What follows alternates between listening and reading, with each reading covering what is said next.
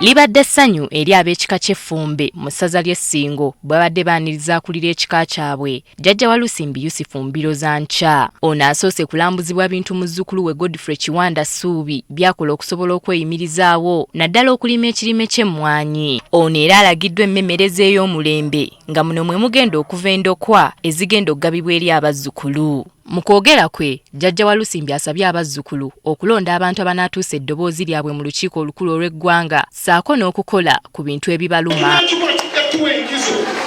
be tulonze bajja kutuukiriza ebiruliro by'Abaganda eri palamenti yakyo.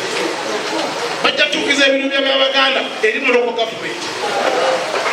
Ono era abakuutidde okuzaala ennyo kiyambe okubbulula ekika nga kw'otadde n'Obwakabaka. Osanga omunyankole ng'ali mulungi mukole ki? Muzaale.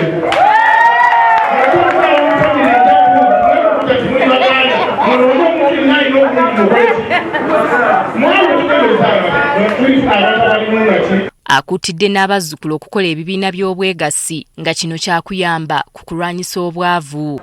Obwegassi bwe bunadda mu Baganda bajja kusaba bukiru kyonna kikola era kibatwamulire bulungi. Naye omuntu w'anaalima emmwanyi ng'agirima yekka egenda musumbuwa, akatale kajja musumbuwa n'ebirala bingi bijja musumbuwa.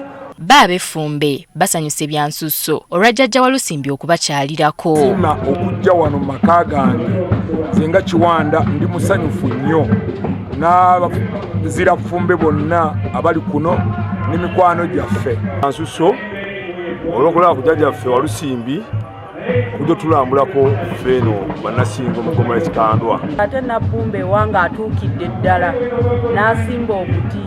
Mwebaza okubeera nga omuntu owa wansi mpaka ku Honorable Kiwanda tasosola.